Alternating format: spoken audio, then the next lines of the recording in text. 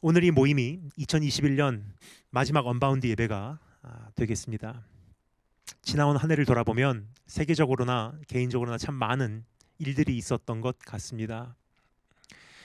참으로 혼란스럽고 불안정하고 어지러운 시대를 여러분과 저는 살아가고 있습니다. 이러한 시대 속에서 우리는 끊임없이 흐트러지기 마련입니다. 우리의 생각은 요동치고 우리의 의지는 무너지고 우리의 믿음은 흔들리고 우리의 마음은 상심하며 우리의 걸음은 온전하지 못할 수 있는 것입니다. 그래서 이 한 해가 다 가기 전에, 그리고 새로운 해가 밝아오기 전에 우리는 주님의 말씀 앞에서 정비하길 원합니다. 한 해를 돌아보며 주님의 손길을 더듬어 보고 주님의 마음을 헤아려 보고 우리의 신앙을 새롭게 하고 자신의 생활을 점검해 보며 장래의 일들을 준비해 보기를 원합니다. 이러한 정비를 위하여 오늘 이 본문 말씀에 귀를 기울여 보도록 하겠습니다. 이 말씀은 다윗이 쓴 시입니다. 그가 어떠한 계기로 이러한 노래를 작사했는지는 정확하게 알 수 없습니다.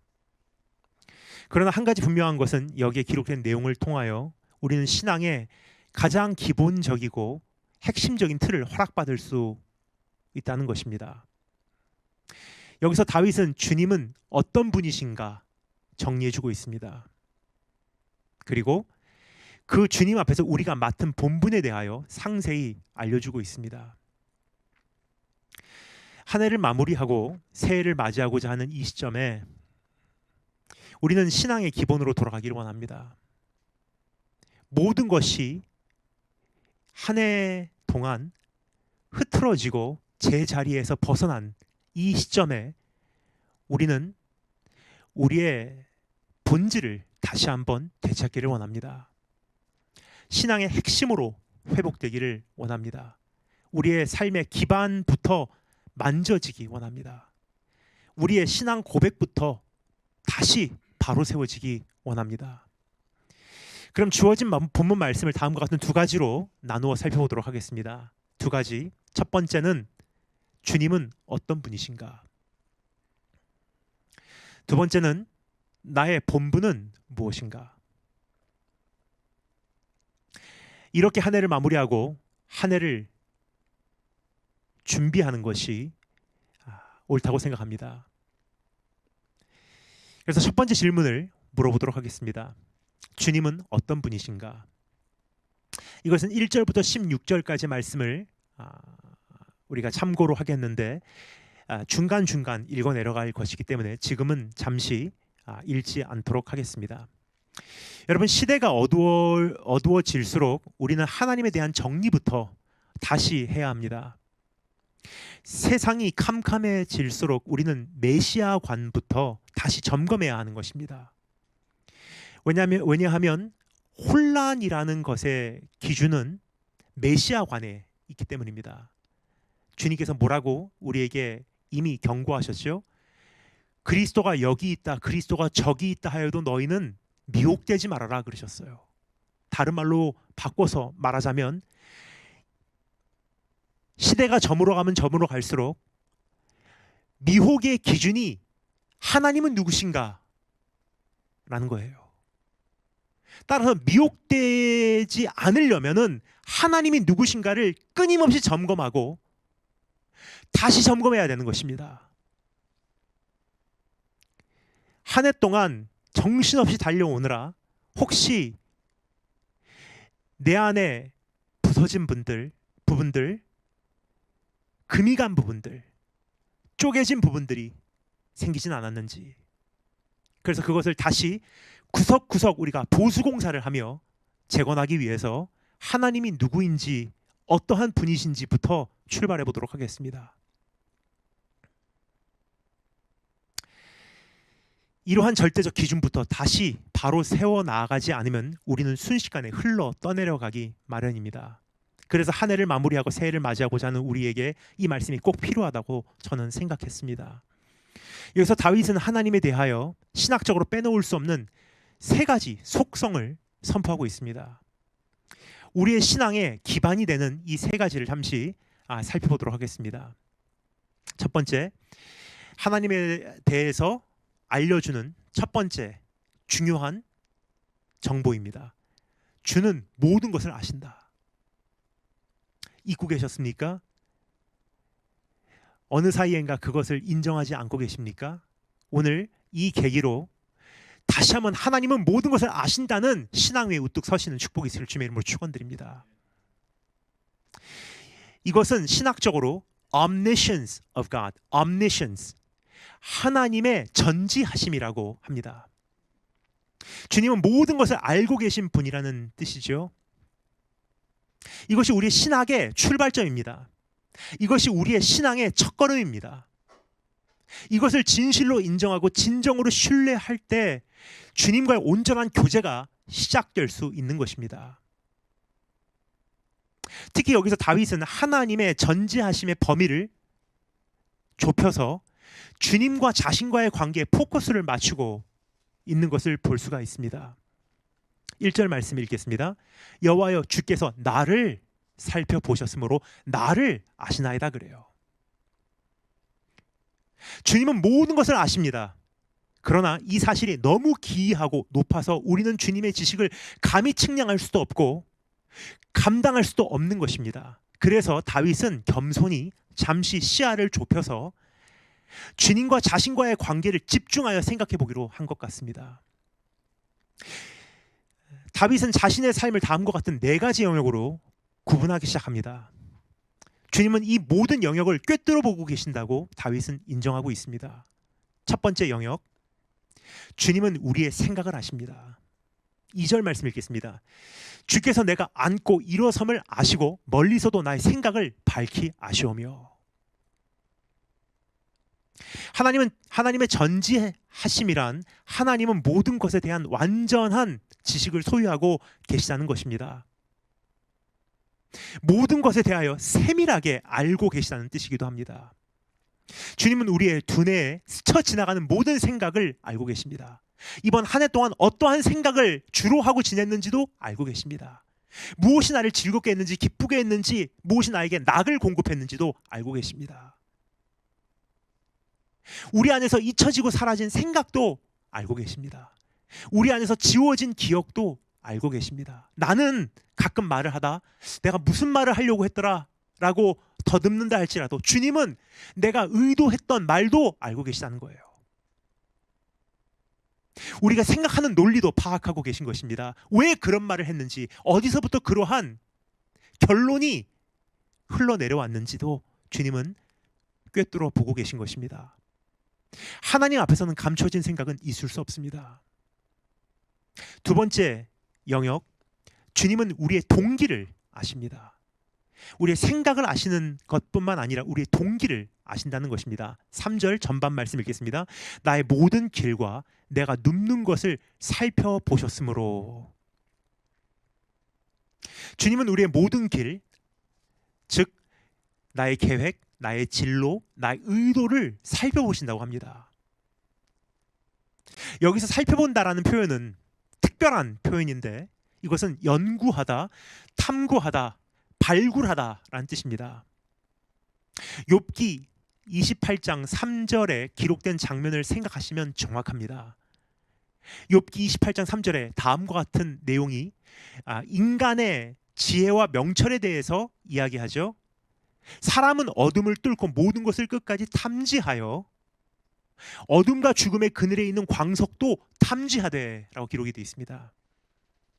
마치 사람이 땅을 파내어 광석을 캐내는 것과 같이 주님은 우리의 삶을 파내어 그 안에 감춰진 동기를 캐내시는 분이라고 이해하시면 되겠습니다. 왜 예배하는가? 왜 헌신하는가? 왜 봉사하는가? 왜 고백하는가? 왜 주님을 따라가는가? 이것을 파헤치기 위하여 주님은 우리의 삶을 파내십니다. 고난과 연단과 역경을 비롯한 여러 가지 도구로 우리의 삶을 잣대질하신다는 뜻입니다. 주님의 관심은 그 어떠한 예물과 제사와 사역에 있는 것이 아니라 그 안에 숨겨진 우리의 중심에 있으시기 때문입니다. 한 해를 주님 앞에서 청산하고자 하는 우리가 반드시 집중하여 점검해 봐야 하는 것이 바로 이것입니다. 우리의 동기입니다. 한 해 동안 우리는 어떠한 동기로 달려왔는가? 우리의 삶의 동기는 무엇이었던가? 우리의 신앙의 동기는 무엇을 향하고 있는가?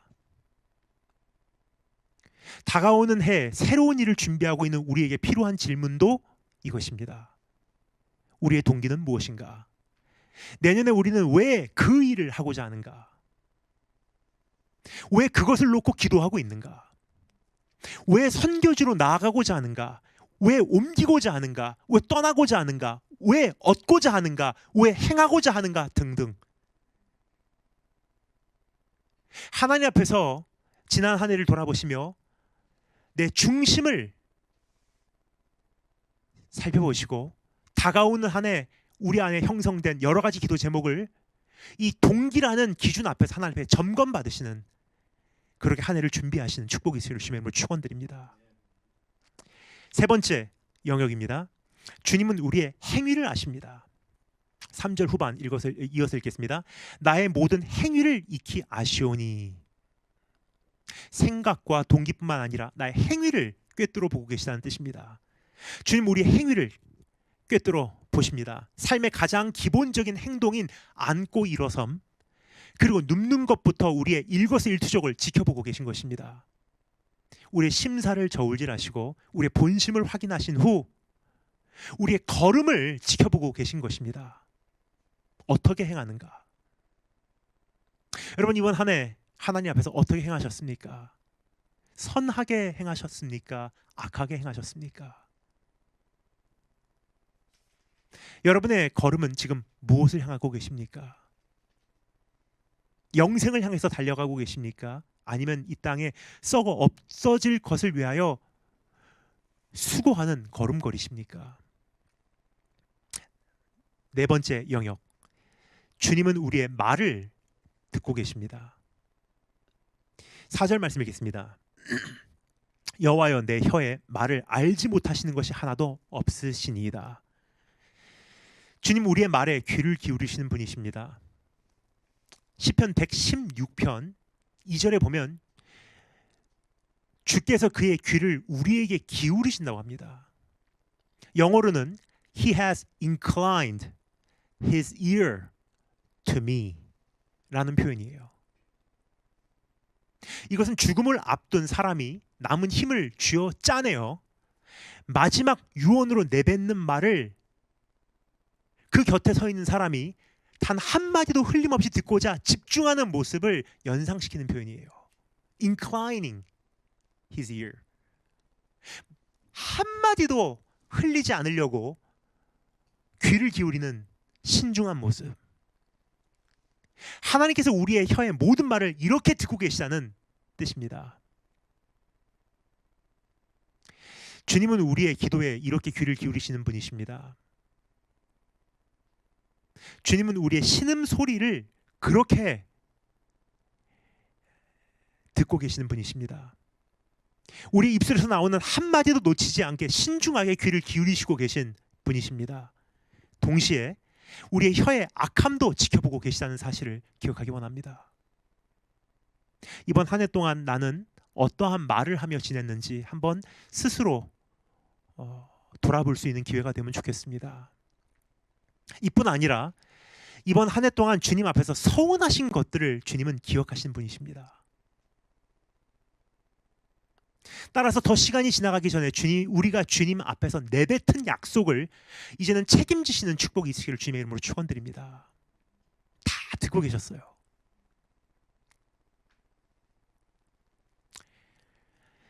주님은 우리의 생각과 동기와 행위와 말, 이 모든 영역을 완전히 포위하고 계십니다. 5절 말씀 읽겠습니다. 주께서 나의 앞뒤를 둘러싸시고 내게 안수하셨나이다. 나의 앞뒤를 둘러싸시고라는 것은 성읍이 포위당하는 것을 연상시키는 표현이에요. 이렇게 주님은 우리를 둘러싸고 계심으로 우리는 주님의 손에서 절대 벗어날 수 없다는 것입니다. 그리고 여기 보면 내게 안수하셨나이다 라고 기록이 있는데, 이것은 나에게 기름 부으셨다는 뜻이 아닙니다. 나의 삶을 주의 손으로 꼭 움켜쥐고 계신다는 뜻이에요. Your hands are upon me. 주님의 손이 무겁게 내 삶을 누르고 있다는 뜻입니다. 근데 우리말로는 번역이 조금 잘못돼서 안수하셨나이다 그러니까 주님께서 나에게 기름 부으셨구나, 그런 뜻이 아닙니다. Your hands are upon me. 주님의 손으로 무겁게 나를 누르고 계시다는 거예요. 따라서 우리는 도망칠래야 주님께로부터 도망칠 수가 없는 것입니다. 마음껏 살고 싶어서 도망쳐 갔는데 그것도 결국 주님의 손 안에 있다는 사실을 아시기 바랍니다. 내 멋대로 살고 싶어서 한바탕 해봤는데 결국은 내가 도망칠 수 없는 분이 바로 주님이라는 사실을 이제는 알고 도망치려고 하는 것, 내 멋대로 살려고 하는 것, 이제 포기하신 축복이 있으길 바랍니다. 우리를 성별하신 하나님의 열심을 우리가 거절할 수 없고, 하나님 나 여기까지만 살래요. 기도는 자유예요. 그러나 하나님께서 성별하기로 작정한 그 백성은 성별에 내십니다. 오히려 그렇게 선택받은 것이 얼마나 감사한지, 왜 이렇게 많이 거두어 가십니까가 아니라 하나님 왜 나에게는 그렇게 많이 요구하십니까? 내가 뭐가 그렇게 특별해서? 주님 나에게, 나 같은 존재에게 왜 그러한 사랑을 원하십니까? 라고 이제 주님 앞에 기도를 바꾸시면 오히려 이제 하나님의 뜻에 조금 더 가까이 갈 수 있지 않나 생각이 듭니다. 우리를 주님 자신의 것으로 만들기로 작정하신 주님의 뜻을 우리가 거스릴 수 없고, 우리를 그 위대한 사명으로 부르시는 주님의 목소리를 언제까지나 외면할 수 없으며, 우리의 삶을 거침없이 인도하시는 주님의 강한 팔을 우리는 도저히 뿌리칠 수 없는 것입니다. 이것을 인정하십니까? 이것을 믿으십니까? 아무리 거대한 왕국 애굽이라고 하여도요, Let my people go, 내 백성을 이제는 보내라 하면 그 왕국이 하나님의 백성을 놔주게 돼 있는 거예요. 나는 이것은 드릴 수 없습니다. 근데 주님께서 음성을 바라시잖아요. Let my people go 하면 내 안에 있는 죄 사슬이 풀리게 돼 있고요, 사망의 권세가 나를 놓을 수밖에 없고요, 얽매여 있었던 모든 권세가 나를 자유케 할 수밖에 없는 것입니다.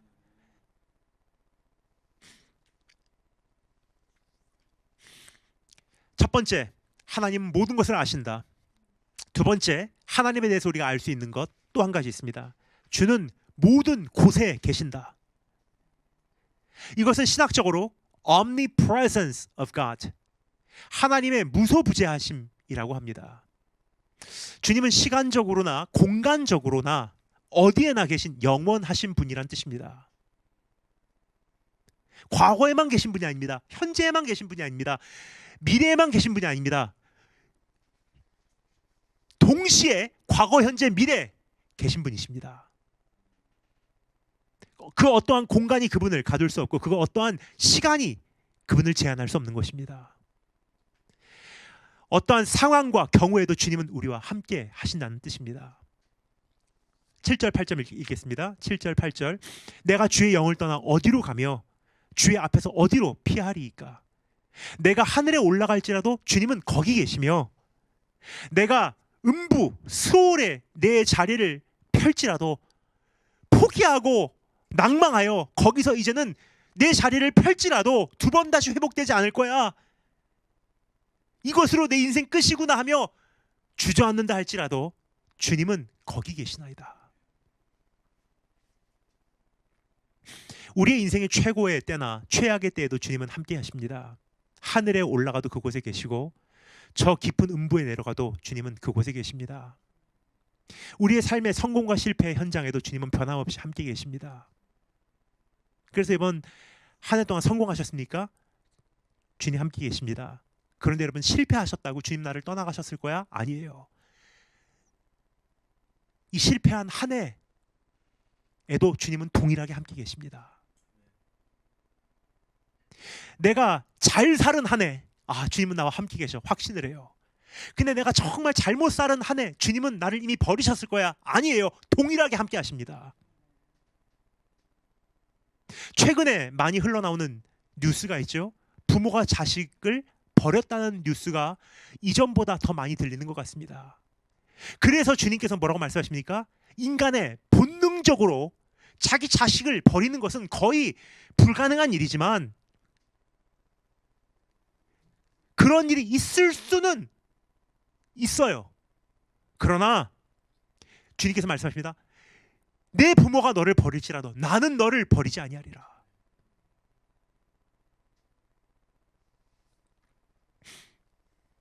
우리가 탄생하는 순간부터 숨지는 마지막 순간까지 주님은 우리와 동행하십니다.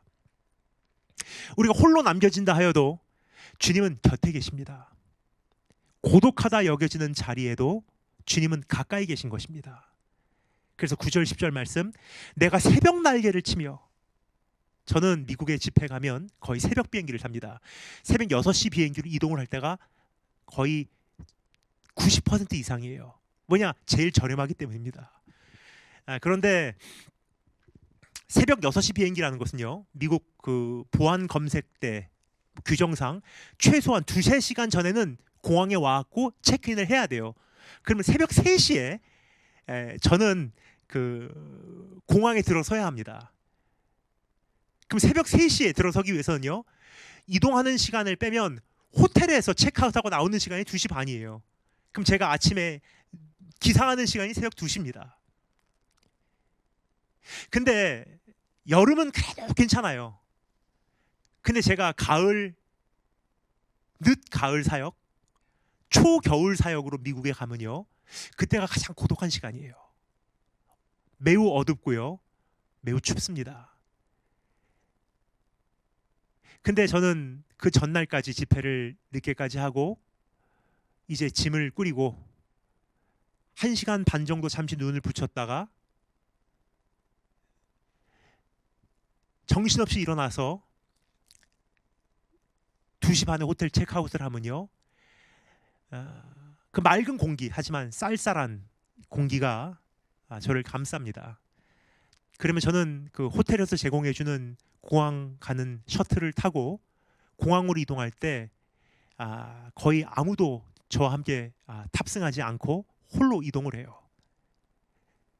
매우 고요하지만 상당히 쓸쓸한 시간입니다. 그때마다 저는 이 시편을 많이 떠올리곤 했습니다. 내가 새벽 날개를 치며 바다 끝에 가서 거주할지라도 거기서도 주의 손이 나를 인도하시며 주의 오른손이 나를 붙드시리이다. 아무도 가보지 않는 곳에 이른다 할지라도 주님은 그곳에서도 우리를 강하게 인도하시고 붙드신다는 뜻입니다.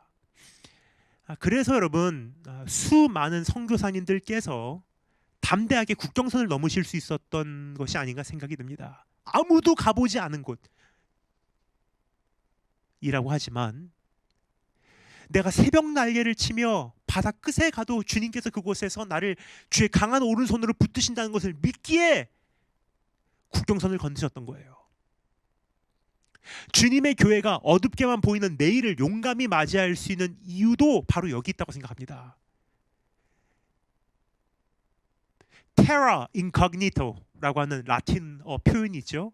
누구도 가보지 않은 범위, 누구도 진입해보지 않은 영역이란 뜻이에요. 우리가 바라보는 내일이 바로 그러한 현실입니다. 그 누구도 해보지 않은 일, 누구도 가보지 않은 길. 그럼에도 불구하고 우리가 담대하게 내일을 맞이할 수 있는 것은요, 주님이 그곳에도 함께 하시기 때문입니다. 그 어느 지역적 혹은 세대적 경계선이 주님을 제한하지 못하기 때문입니다. 따라서 아무리 밤이 깊어도 우리는 두려워하지 않아도 됩니다. 11절 말씀 읽겠습니다. 내가 혹시 말하기를 흑암이 반드시 나를 덮고 나를 두른 빛이 밤이 되리라 할지라도 주에게서는 흑암이 숨기지 못하며 밤이 낮과 같이 비추이나니 주에게는 흑암과 빛이 같음이니이다.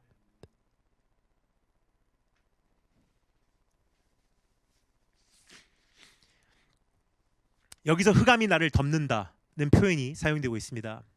어두움이 나를 습격한다는 뜻입니다. 즉 어떠한 해결책이 보이지 않는 막막한 현실이 예상치 못하게 갑자기 내 인생을 찾아와도,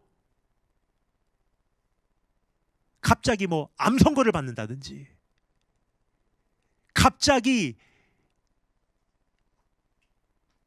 이혼을 당해버린다든지, 갑자기 교통사고를 당한다든지, 죽음이 나를 덮친다든지, 우리 가정의 문을 두드리는 날이 온다 할지라도 우리는 당황하지 않아도 되는 한 가지 이유가 여기 있습니다. 나는 해결책이 보이지 않아도, 나는 돌파구가 보이지 않아도 주님은 모든 것을 여전히 보고 계시다는 사실입니다. 나는 내가 나아가야 할 방향이 보이지 않아도 모든 것을 보고 계신 주님은 나를 인도하신다는 사실입니다. 주에게서는 흑암이 숨기지 못하며 밤이 낮과 같이 비추이나니 주에게는 흑암과 빛이 같음이니이다 그래요. 해결책이 창창하게 보일 때나, 적어도 내 눈에는, 반대로 내 눈에는 해결책이 도저히 보이지 않을 그날 그런 때나 주님께는 똑같다는 거예요. 그러니까 지금까지 해결책이 보일 때는 우리는 거기까지 근심 안 해요. 이거 이렇게 하면 된다. 근데 사람이 낙심할 때는요, 해결책이 보이지 않을 때예요. 내일이 막막할 때예요. 근데 기억하십시오. 나에게 감정 변화는 있어요. 한때는 해결책이 있었다가 해결책이 없어질 수는 있어요. 그것으로 인해서 내 감정의 변화는 있을 수 있어요. 안정되었다가 불안해진다. 그러나 기억하십시오. 한 가지 변하지 않은 것이 존재합니다. 주님은 똑같아요.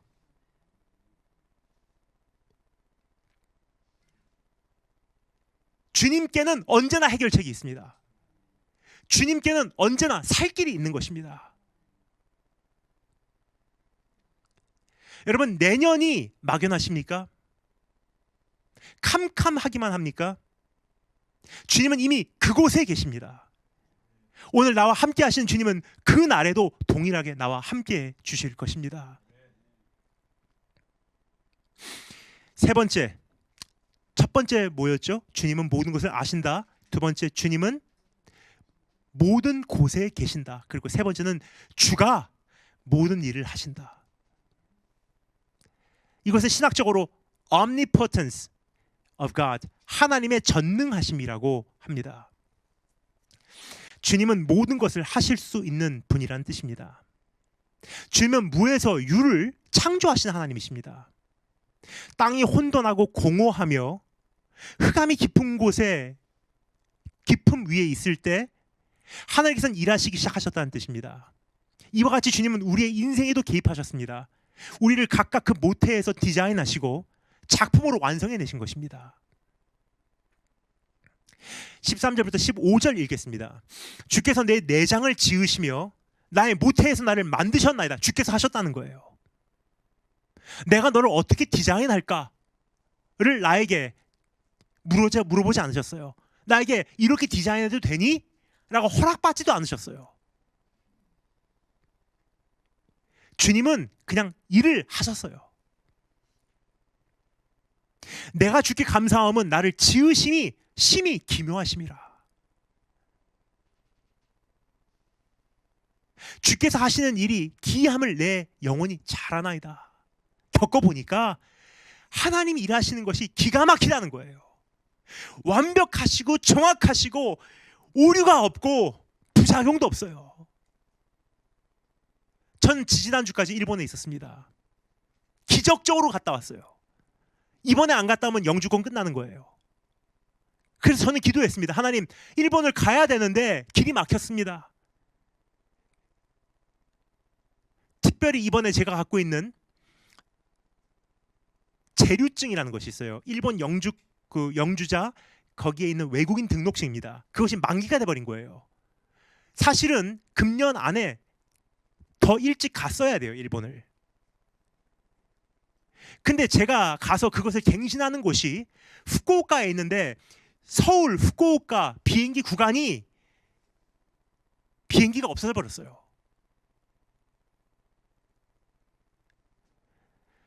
그러다 보니까 후쿠오카까지 갈 수 있는 길이 없는 거예요. 거의 1년을 그렇게 못 가고 다음 달이면 갈 수 있지 않을까 기다렸어요. 근데 이제 체류증은 만기가 되고 영주권은 재입국하지 않으면 안 되는 날이 이제 한 달 남지 않았는데 아직까지도 후쿠오카 공항이 안 열리는 거예요. 근데 기적이 일어납니다. 딱 2주간만 하나님께서 열어주셨어요. 그 2주간 사이에 기가 막히게 다녀온 이후에 오미크론이 등장하고 다시 일본이 닫혀버렸어요. 이것이 한두 번 일어나면 운이 좋았어 라고 이야기하시는 분들도 계시겠죠. 그런데 제가 지난 2년 동안, 물론 그 전에도 그랬지만 특별히 지난 2년 동안 이 코로나 시국 속에서 하나님의 이 구체적인 개입하심을 피부로 경험한 바 주님 일하심이 기묘하시다 라는 결론밖에 나오질 않아요. 그래서 저는 이제 너무 확신이 드는 거예요. 필요한 것을 모두 채우시겠구나. 여호와는 나의 목자시니 내가 부족함이 없으리로다. 필요하면 주실 것이고 필요 없으면 주님 판단하실 때 필요 없으면 안 주실 것이다.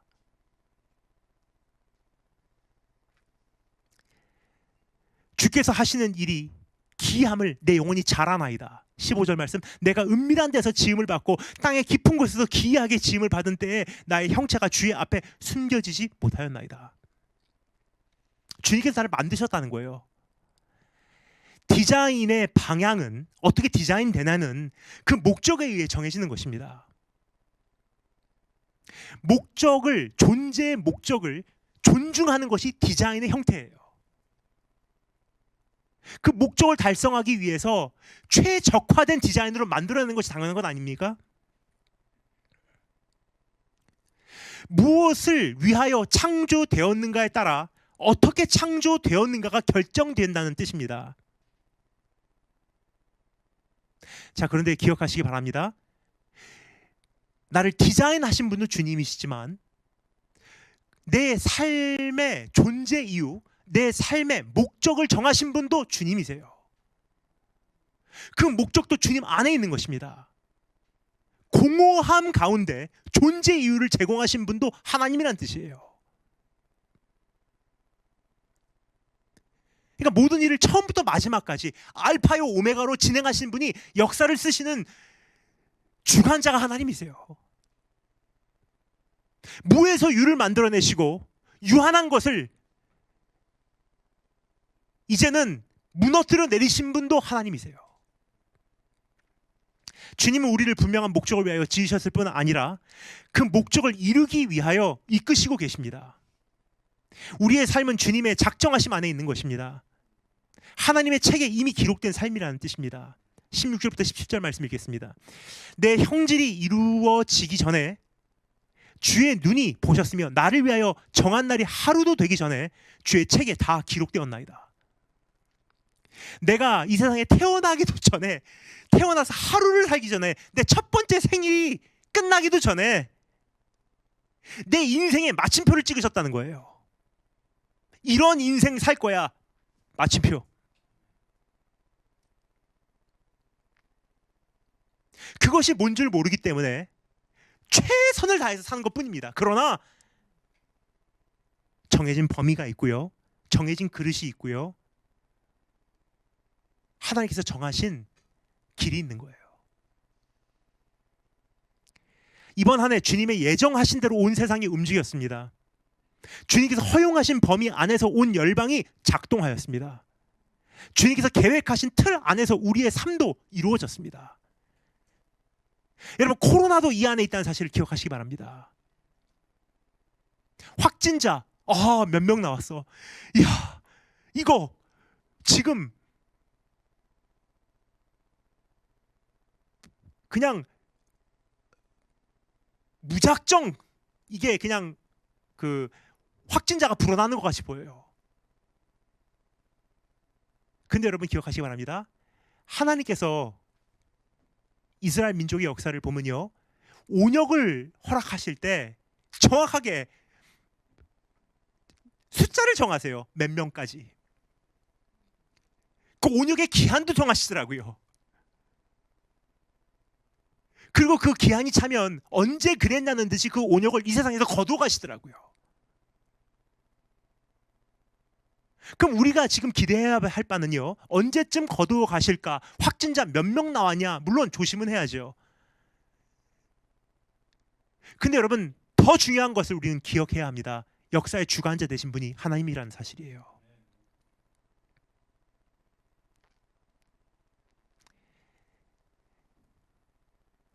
이로 말미암아, 시편 32편 6절 말씀이죠. 이로 말미암아 모든 경건한 자는, 이러한 일들로 말미암아 모든 경건한 자는 주를 만날 기회를 얻어서 주께 기도할지라. 어떤 기회입니까? 이러한 때예요. 이러한 때. 이러한 상황이 닥쳤을 때 모든 경건한 자는 반응이 다르다는 거예요. 어떤 사람들은, 경건하지 못한 자들은, 아, 코로나야, 이제 몇 명 나왔어? 우리는 큰일 났어 이제. 그게 아니에요. 경건한 자는 이렇게 반응합니다. 주님을 만날 기회구나. 주님을 만날 기회를 얻어서 주께 기도할지라. 진실로 홍수가 범람할지라도 그에게 미치지 못하리라.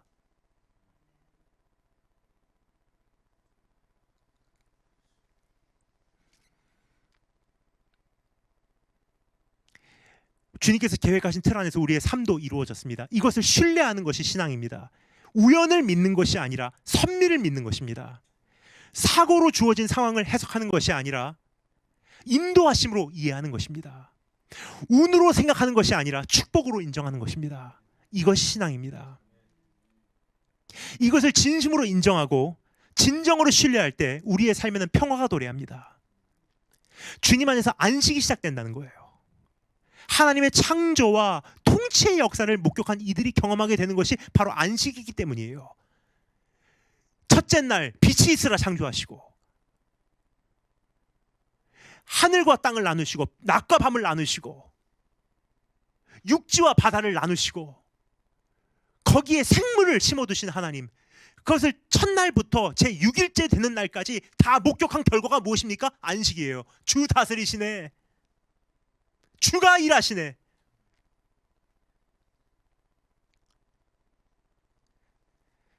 다가오는 2022년에도 주님은 실수하지 않으신다는 사실을 마음으로부터 믿는다면 우리는 안심할 수 있습니다. 길이 막힘도 감사할 수 있게 되는 것입니다. 내 길을 막는 이들도 미워할 이유가 없어지는 것입니다.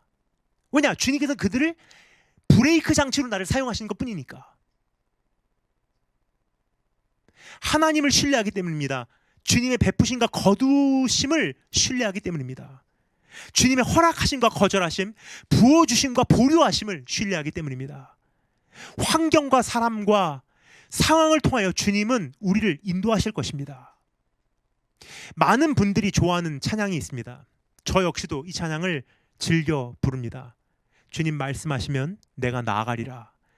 주님 뜻이 아니면 내가 멈춰서리라.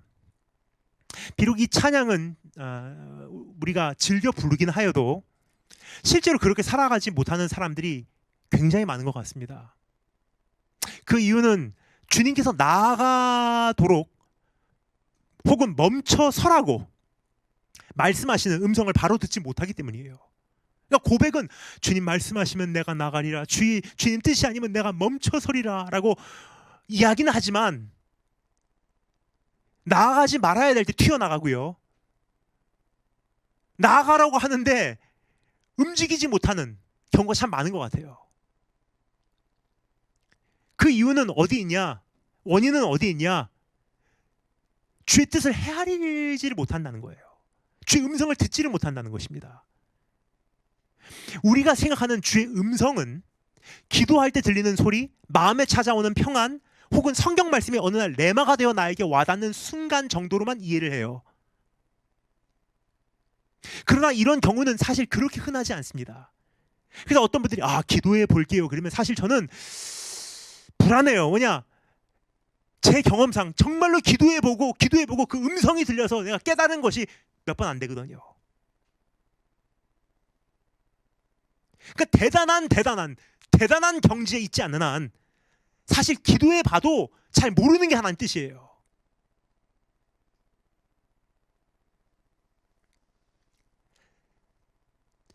더 나아가서 어떤 환상과 꿈은 더더욱 희귀합니다.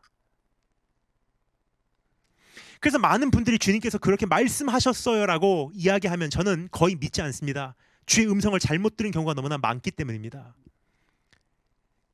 그러나 여러분 기억하시기 바랍니다. 주님은 우리가 얼마나 무지한 존재인지를 잘 알고 계세요.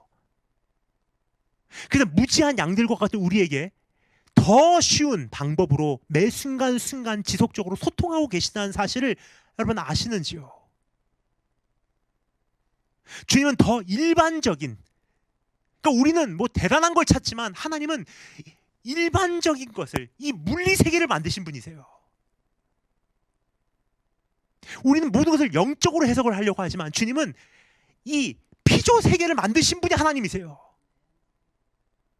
그래서 웬만한 것은 피조 세계 안에서 우리에게 말씀하세요. 그러니까 주님의 예화를 한번 목소리 들어보잖아요. 저 태양을 보라, 저 산을 보라, 저 나무를 보라, 하늘에 나가는 새를 보라 그러시지, 하늘의 문을 여소서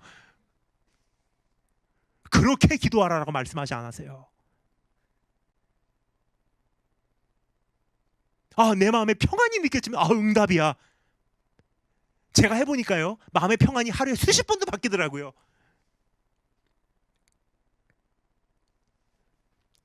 주님은 더 일반적인 방법을 동원하십니다. 나에게 허락하신 영적 어른들을 통하여 때로는 멈춰서라고 말씀하신 분이세요.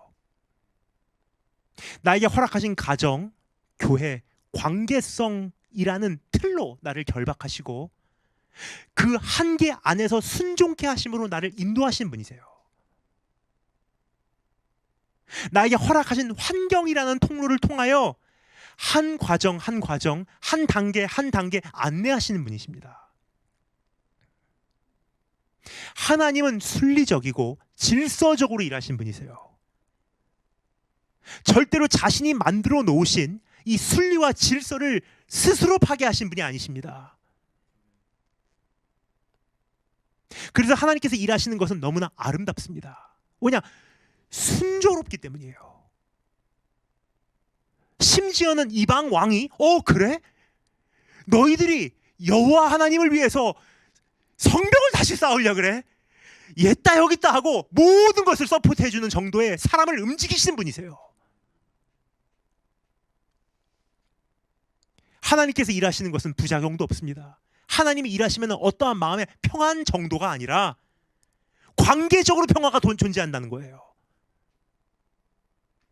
나 혼자 좋은 게 아니라 모두가 좋아해 준다는 거예요. 이러한 이유로 저는 지금까지 모든 일을 진행할 때 저에게는 몇 가지 원칙이 있어요. 어떠한 것을 결단하는. 저희 가정의 만장일치를 최우선으로 합니다. 저도 좋아요. 저희 어머니도 좋아요. 그게 저희 집에 자주 반대하시는 분이 한 분 계십니다. 저희 아버지세요. 일본 말로 남해! 그러면 끝이에요. 그럼 제 마음에서는 굉장히 섭섭할 때도 가끔 있습니다. 설명을 하고자, 변명을 하고자 하고 싶을 때도 있어요. 근데 주님을 만나면서부터 저는 아버지에게 억지를 쓰질 않아요. 왜냐? 하나님은 저희 아버지를 통해서 저의 삶에 그 누구도 제공해 주지 못하는 브레이크를 제공해 주시기 때문입니다. 여러분, 좋은 자동차는요, 브레이크 장치가 잘 돼 있어요.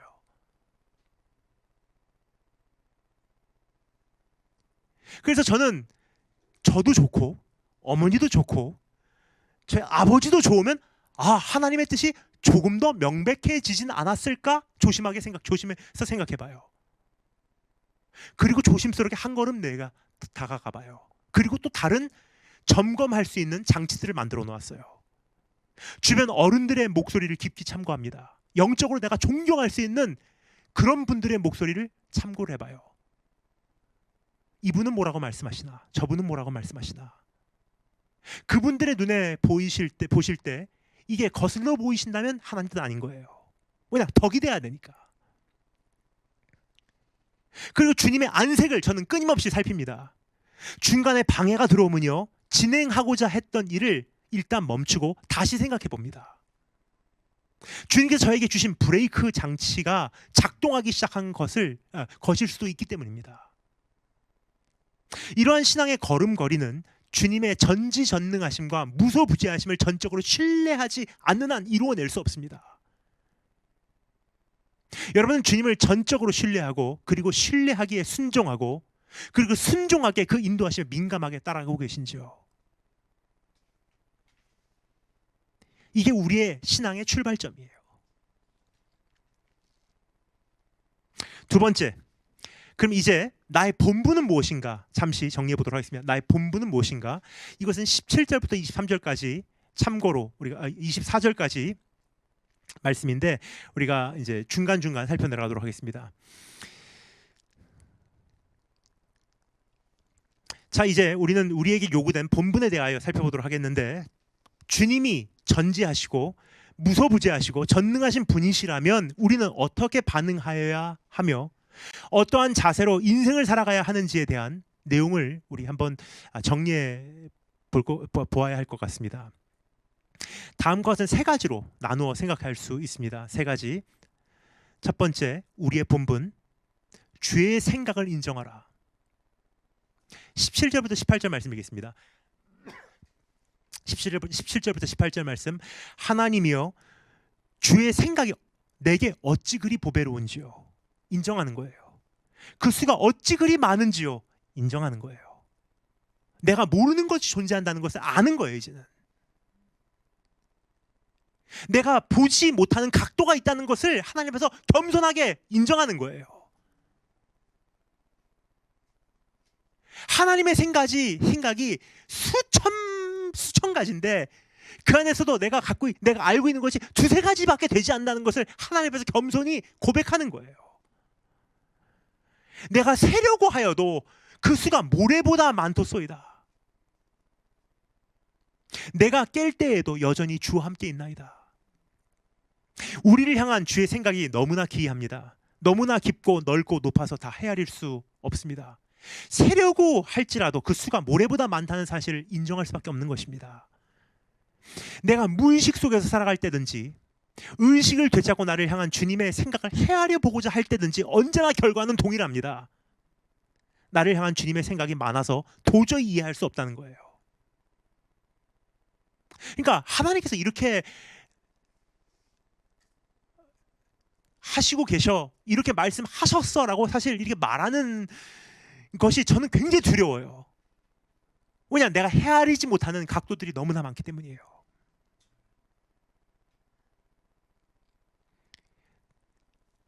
내가 깰 때에도 여전히 주와 함께 있나이다 그래요. 내가 무의식 중에 꿈속에서도 주님의 뜻을 헤아리지 못했지만 여전히 깰 때에도 내가 정신이 바짝 차려도 나는 주님과 동행하는 것 외에는 나에게는 다른 본분이 없습니다. 하나님, 나는 주님의 생각을 도저히 이해할 수가 없어요. 주님께서 얼마나 답답하면 이렇게까지 말씀하셨겠습니까? 내 생각이 네 생각과 다르다. 세월이 흘러가며 저는 제 자신에 대한 생각이 단순해져 가는 것을 보게 됩니다. 한때 제가 제 자신을 향하여 가졌던 기대도 희망도 꿈도 서서히 사라져가는 것을 보게 됩니다. 어렸을 때는 제가 IQ가 한 150 정도 되는 줄 알았어요. 근데 세월이 지나가며 깨닫게 됩니다. 내 IQ가 그렇게 높지 않구나. 어렸을 때는 제가 노래를 그렇게 잘 부르는 줄 알았어요. 세월이 지나가며 현실을 보게 됩니다. 내가 노래를 그렇게 잘하는 사람이 아니구나. 어렸을 때는 저는 대통령감인 줄 알았어요. 그냥 세월이 지나가며 깨닫게 됩니다. 그것은 내가 생각할 것이 아니구나. 그러면서 이게 어떻게 보면은 정신을 차려 간다고 할까요? 철이 들어간다고 할까요? 열정도 축소되지만 동시에 생각도 단순해지는 것 같아요. 뭐 그렇게 안 바뀌어. 내년도 그냥 이만할 거야. 내 자신에 대한 기대감도 굉장히 작아지는 것 같아요. 그런데 최근 다시 생각하게 된 부분이 있습니다. 하나님은 나에 대한 생각이 단순하지 않다는 것입니다. 나는 끝이라고 생각하는데 주님은 아직도 나에게는 갈 길이 창창하다고 하십니다. 나는 이만하면 충분하다고 생각했는데 주님은 이 정도는 시작에 불과하다고 말씀하시는 분이세요. 나는 받은 은혜가 족하다고 생각하는데 주님은 나중은 더 창대해진다고 선언하세요. 지나온 한 해를 주님 앞에서 한번 떠올려 보기를 원합니다. 도저히 납득하기 어려운 고난이 있으셨습니까? 왜 우리 가정에만? 왜 내 인생에만? 왜 하필이면 이때? 왜 그것을? 왜 그 사람을? 도저히 인정할 수 없는 운명이 있으십니까? 도저히 받아들일 수 없는 결과가 있으십니까? 도저히 이해할 수 없는 문제가 있지는 않으신지요? 이 모든 것을 향하여 우리는 이렇게 반응하기를 원합니다. 한 해가 더 지나가기 전에 이제 이렇게 매듭짓기를 원합니다. 주님, 나는 주님의 생각을 다 이해할 수가 없습니다. 나를 향한 주님의 생각은 너무나 큽니다. 나를 향한 주님의 생각은 언제나 단면적이지 않습니다. 단순하지 않습니다. 즉흥적이지 않습니다. 감정적으로 처리되지 않습니다. 주님은 나를 그렇게 대하시는 분이 아니시기 때문입니다. 주님은 나를 신중하게 대하십니다. 나의 삶에 대한 모든 것을 여러 가지 각도로 생각하시는 신중한 하나님이십니다. 내 감정을 고려하시는 하나님이세요. 내 어떤 미적 감각도 인정하시는 분이세요. 내가 좋아하는 것들, 싫어하는 것들도 주님께서 어느 정도 참고로 하시는 분이세요. 어떠한 문제에 대한 부작용도 다 세워보시는 분이세요. 내가 감당할 수 있는 한계도 꿰뚫어 보고 계신 분이세요. 이 이상은 네가 감당치 못해. 그것에 따라서 기한을 준비하시는 분이세요. 여기까지만 고난을 겪을 거야. 그것을 참고로 해서 눈물에 이미 청량해 놓으신 분이세요. 이 정도 이상은 눈물 흘리지 마. 내가 주님에 대하여 어떻게 생각이 바뀔지도 알고 계신 분이세요. 이 고난을 통해서 내가 주님을 향한 생각이 어떻게 바뀔런지, 중간에 어떻게 믿음이 흔들릴런지도 알고 계신 분이세요. 그래서 주님께서 말씀하시죠. 사랑하는 베드로, 그 제자에게 네가 나를 3번 부인할 것이다. 그러나 네가 돌이킬 때에는 오히려 네가 너의 형제들을 강건케 하는 자가 되리라. 과정도 보시고 결과도 보시는 분이세요. 이후에 내가 어떠한 모습으로 변할지도 알고 계신 분이세요. 그래서 베드로에게 주님께서 말씀하셨지 않습니까? 지금은 네가 원하는 곳으로 가고 네가 원하는 것을 하지만 이후에는 사람들이 대신 너를 띠띠울 것이며 네가 원하지 않는 곳으로 너를 끌고 갈 것이다. 이 모든 것을 주님은 생각하시는 분이세요. 그렇게 해서 나온 최종 결론이 우리의 삶에 허락된 현실이라면 왜 우리는 주님을 신뢰할 수 없겠습니까? 나를 사랑하시는 분, 모든 것을 고려하시는 분, 나를 단순히 처리하지 않고 신중하게 여러 가지, 수천 가지, 수만 가지 각도에서 이미 잣대질해 보신 분이 내 삶에 허락하신 present, 현실, 오늘 이 상황이라면 왜 우리가 그것을 못 받아들이겠습니까? 주님이 주신 것이라면 나는 감사해요 하고 반응하시는 축복이 있을 주님으로 축원드립니다. 이것이 하나님의 생각을 인정해 드리는 거예요. 이것이 인간의 본분입니다, 여러분. 이것이 우리가 이번 한 해를 마무리하고 또 새해를 맞이하고자 하는 우리가 있어야 되는 자리예요. 지나온 한 해를 그렇게 납득을 하고요, 하나님께 영광을 돌리고 다가오는 한 해를 주님을 그렇게 신뢰하고 맞이하신 축복이 있을 주님으로 축원드립니다. 두 번째, 우리의 본분, 악한 것들을 미워하라 그러세요. 처음에도 말씀드렸습니다만 우리는 혼란스럽고 불안정하고 어지러운 세상 속에서 우리는 살고 있습니다. 세상이 이렇게 될 수밖에 없는 이유는 선과 악을 분별하는 기준을 상실해버렸기 때문이에요. 옳은 것과 그릇된 것을 구분하는 기능을 상실해버린 것입니다. 그래서 원칙이 사회를 이끄는 것이 아니라 오히려 유행과 트렌드가 앞장서게 되어 있습니다. 그래서 변화가 많은 거예요. 변화가 많다는 것은요, 혼돈 속에 살고 있다는 뜻입니다. 어제와 오늘이 달라요. 그리고 어떠한 절대적 기준이 아니라 쉽게 변할 수 있는 여론이 사회의 도덕의 기준으로 대체되었어요. 그래서 어지러운 세상인 거예요. 그러나 우리는 다시금 하나님 앞에 돌아가기를 원합니다. 사람의 목소리로 인하여 우왕좌왕했던 한 해였다면 더 늦기 전에 우리가 돌아가야 할 곳으로 향하기 원합니다. 이것이야말로 참된 안정감의 시작인 것입니다. 선을 사랑하고 악을 미워하는 것이 우리의 본분입니다. 그럼 여러분, 선이라는 것은 무엇일까요? 그리고 악은 무엇일까요?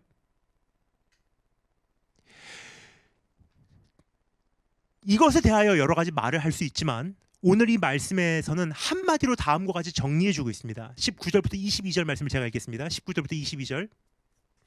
하나님이여 주께서 반드시 악인을 죽이시리이다. 피 흘리기를 즐기는 자들아 나를 떠날지어다. 그들이 주를 대하여 악하게 말하며 주의 원수들이 주의 이름으로 헛되이 맹세하나이다. 여호와여 내가 주를 미워하는 자들을 미워하지 아니하오며 주를 치러 일어나는 자들을 미워하지 아니하나이까? 내가 그들을 심히 미워하니 그들은 나의 원수들이니이다. 그래요. 요약하자면 악은 하나님의 모든 원수된 것입니다. 악은 주님께서 미워하는 것들이에요. 주님이 사랑하는 것을 사랑하고 주님이 이와 같이 미워하는 것을 미워하는 것이 충성이에요. 그럼 우리의 본분은 무엇입니까? 이렇게 충성하는 거예요. 주님이 사랑하는 것을 사랑하고 주님이 미워하는 것을 나의 원수 삼는 것입니다. 우리는 이렇게 충성할 때 세상이 굉장히 단순화되게 돼 있어요. 더 이상 혼란스럽지 않다는 거예요. 흐트러졌던 것들이 원위치로 돌아가기 시작하고요. 우리 안에 무너졌던 가치 기준들이 다시 한번 재건되는 것입니다. 근데 문제는 여기에 있습니다. 주님께서 무엇을 미워하는지 우리 안에서 분명하게 정리되지 않으면 안 된다는 거예요. 엉뚱한 거 미워해서는 안 되잖아요. 우리가 자주 저지르는 한 가지 큰 오류는 주님의 원수를 잘못 짚는다는 사실입니다. 주님의 원수가 누구인지 잘못 알아본다는 점입니다. 또 다른 말로 표현하자면 주님의 편이 누구인지 헛짚는다는 점이에요. 이렇게 문제를 자주 헛짚는 우리를 향하여 상대를 알아보지 못하고 누가 내 편인지, 누가 원수인지, 무엇이 선한 건지, 무엇이 악한 건지 편 구분도 제대로 못하는 그 제자들을 향하여 주님께서 뭐라고 말씀하십니까? 마가복음 9장 40절에 이렇게 기록되어 있습니다. 우리를 반대하지 않는 자는 우리를 위하는 자니라 그래요. 그만큼 제자들 안에서도 편 구분이 되지 않았다는 뜻이에요. 뭐가 선한 건지 뭐가 악한 건지, 누가 주님 편인지 무엇이 아닌지. 또 이뿐 아니라 우리는 죄를 미워하기보다 사람을 미워하는 것에 익숙합니다. 그러니까 우리는 원수를 헛짚고 있어요. 코로나 사태가 시작된 이후로 한국 교회는 사회의 칭찬의 대상이 되기보다 오히려 질타와 미움과 증오와 원망과 분노의 대상이 되었던 것은 우리가 양심에 손을 얹고 생각해보면 인정할 수밖에 없지 않나 싶습니다. 미국 교회도 이번 코로나 사태를 통해서 여기까지 미움받지는 않았을 거예요. 일본 교회는 일본 사회에서 그냥 조용하게 신앙생활하고 있어요. 근데 가슴 아픈 것은요, 이번 코로나 사태가 어느 정도 정리가 되기 시작하면요, 한국 교회는 큰 변화가 올 것이라는 사실입니다. 몇 년 전에 필립 얀시, 한 신학자가 쓴 한 권의 책에 보면 이러한 현실이 한마디로 이미 예언되듯이 잘 요약되어 있는 것을 볼 수가 있습니다. 복음이 더 이상 좋은 소식이 아니라 복음은 이 세상과 사회에서는 불쾌한 소식, 나쁜 소식이 되어버렸다는 것이 오늘날 교회가 저지른 가장 큰 비극이라는 점입니다.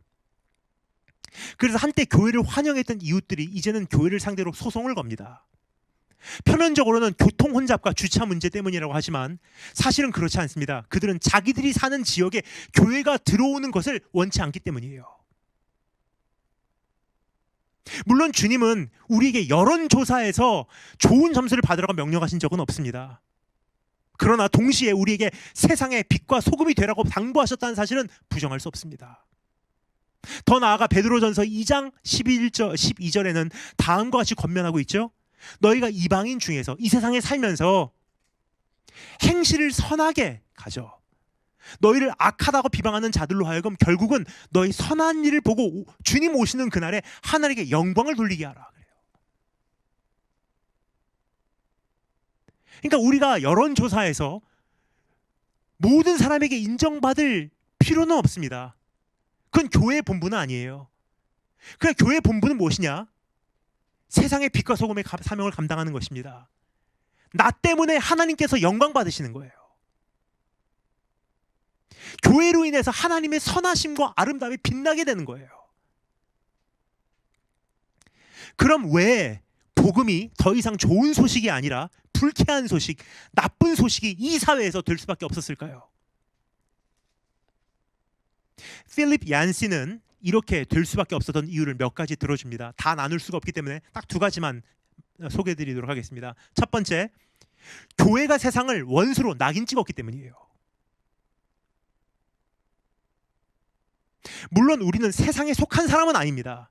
그리고 주님은 말씀하셨습니다. 세상이 너희를 미워할 것이다. 그러나 기억하길 원합니다. 주님은 죽기까지 세상을 사랑하셨다는 사실을. 안타까운 것은 우리는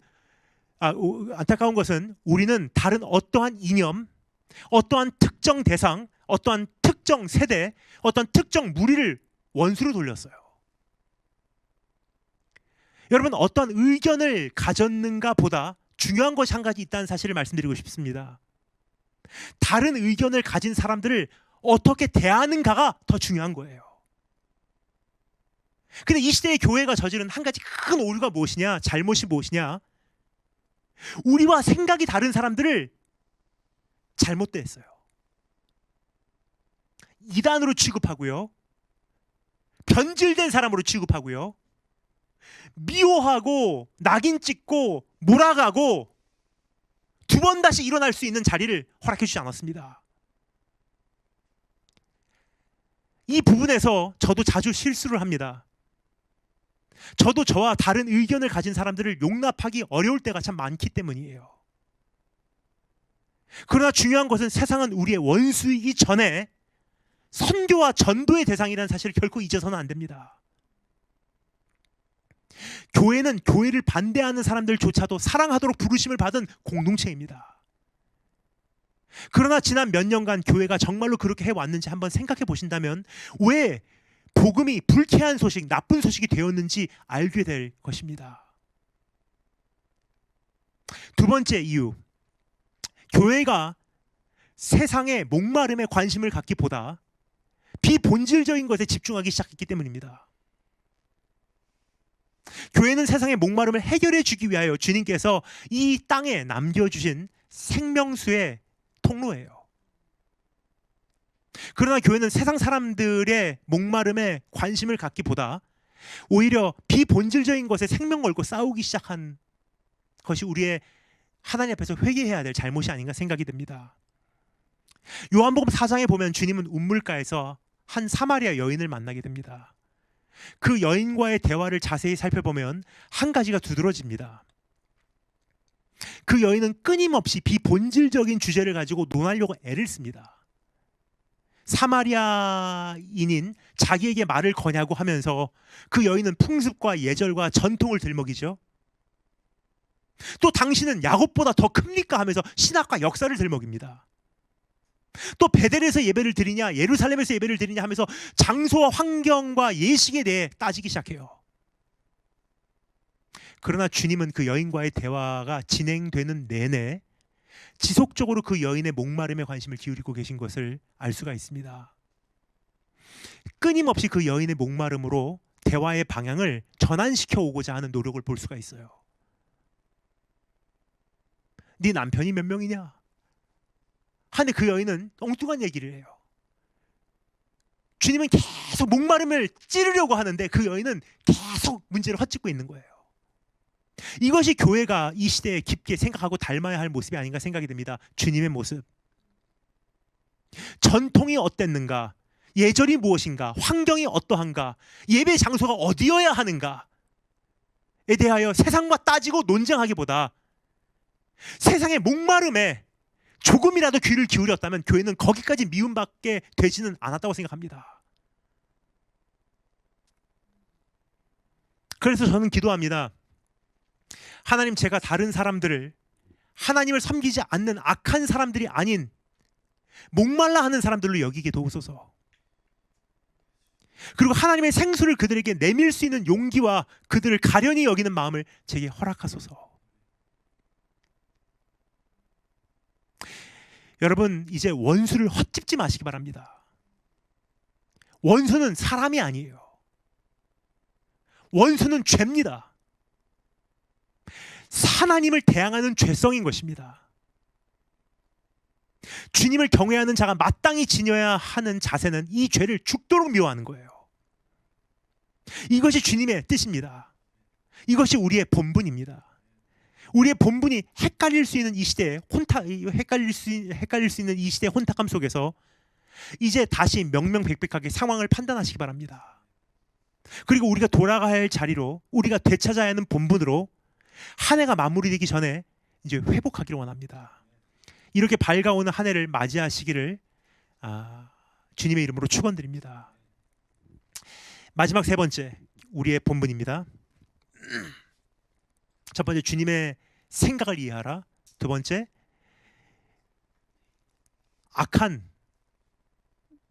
것들을 미워하라. 이제 그 악한 대상이 무엇인지 아시겠죠? 그리고 마지막 세 번째, 주님 앞에서 살아내라. 다윗은 다음과 같이 간구하고 있습니다. 23절 24절 말씀 읽겠습니다. 23, 24. 하나님이여 나를 살피사 내 마음을 아시며 나를 시험하사 내 뜻을 아옵소서. 내가 무슨 악한 행위가 있나 보시고 나를 영원한 길로 인도하소서. 그는 한평생 주님 앞에서 살기로 몸부림치고 있는 것을 우리는 목격할 수 있습니다. 그렇게 살기 위하여 이렇게 다음과 같이 부탁드리고 있습니다.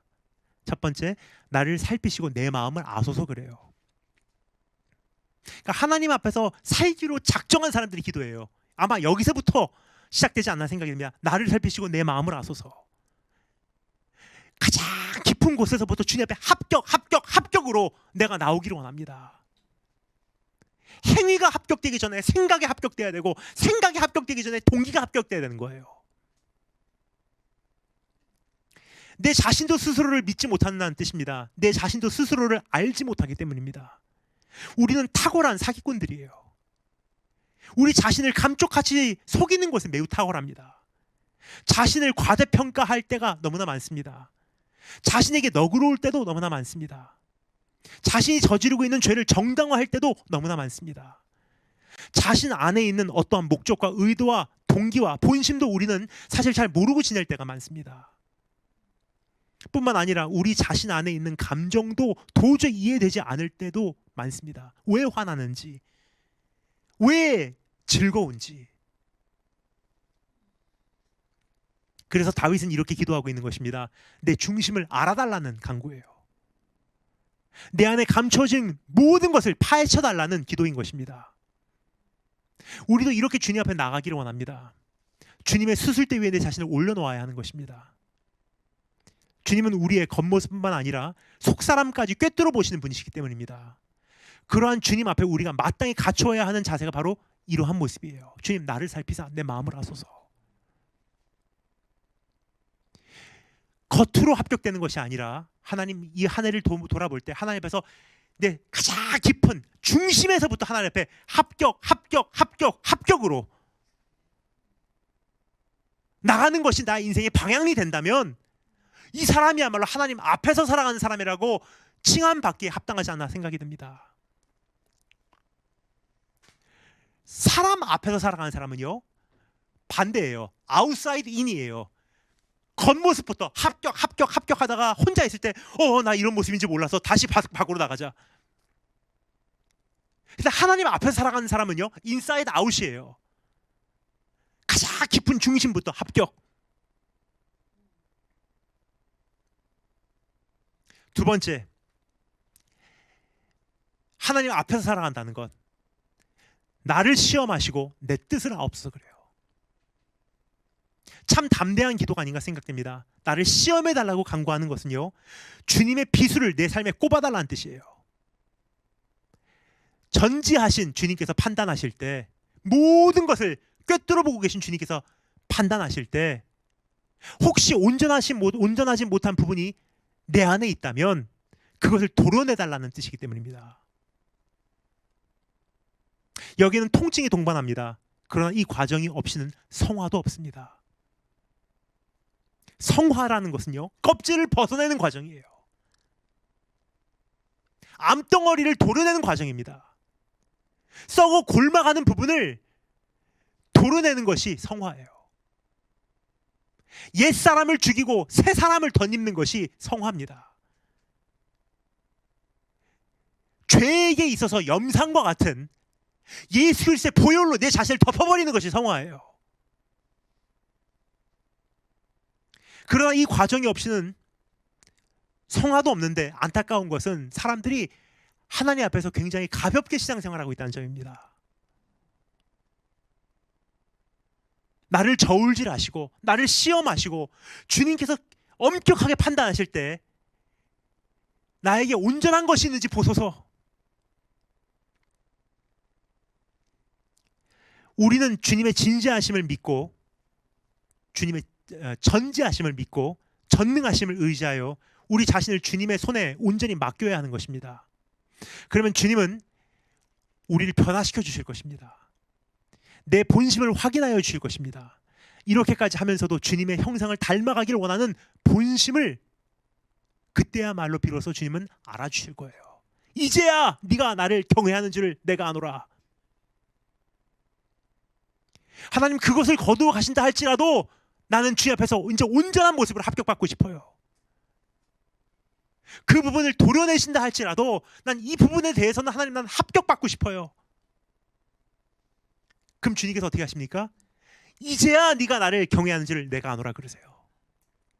근데 문제는 지금까지 그 부분은 내가 내놓지 않고 헌금 드린다고 주님께서 내 신앙을 귀한 것으로 여기실까요? 진짜 내놓기 싫은 것은 내 호주머니에서 나오지 않은 것, 내 뱃속에서 나오지 않은 것 주님 다 알고 계신데, 다 알고 계신다고 말씀드렸지 않습니까? 우리가 상대하는 대상은요, 우리의 예방의 대상은요, 만만한 분이 아니세요. 나보다도 나를 더 잘 알고 계신 분이십니다. 이제 곧 크리스마스를 맞이하게 됩니다. 크리스마스야말로 주님의 주님 되심이 두드러지게 증명되는 계절이 아닌가 생각됩니다. 주님의 전지전능하심으로 주님은 이 땅에 오셨습니다. 예정하신 대로 성경대로 이 땅에 오셨습니다. 그리고 말씀하신 대로 우리를 위하여 고난받으시고 죽으셨습니다. 그리고 약속하신 대로 부활하시고 우리의 구원을 완성해내셨습니다. 그래서 주님은 우리와 함께 계십니다. 영원토록 함께 하실 분이십니다. 이러한 주님 앞에 우리가 감당해야 하는 본분이 있습니다. 첫째는 주의 모든 생각을 인정하는 것입니다. 상황이 어떠하든지 주님이 틀리지 않았다는 사실을 신뢰하는 거예요. 둘째는 주의 원수를 미워하는 것입니다. 주님께서 그토록 미워하셔서 피 흘리기까지 맞서서 싸우셔야 했던 죄를 우리도 마땅히 미워해야 되지 않겠습니까? 그리고 마지막 세 번째는 주님 앞에서 우리가 살아가야 하는 것입니다. 주님께 우리의 본심과 양심과 동기를 비롯한 모든 것을 올려드리고 주의 형상으로 우리를 빚어달라고 간구하는 것입니다. 그리고 그렇게 살기 위하여 몸부림치는 것입니다. 이것이 우리가 드려야 하는 예배입니다. 이것이 이번 크리스마스를 맞이하고자 하는 우리의 자세인 것입니다. 그리고 한 해를 우리는 이렇게 청산하고 새해를 우리는 이렇게 받아들이기를 주님의 이름으로 축원드립니다.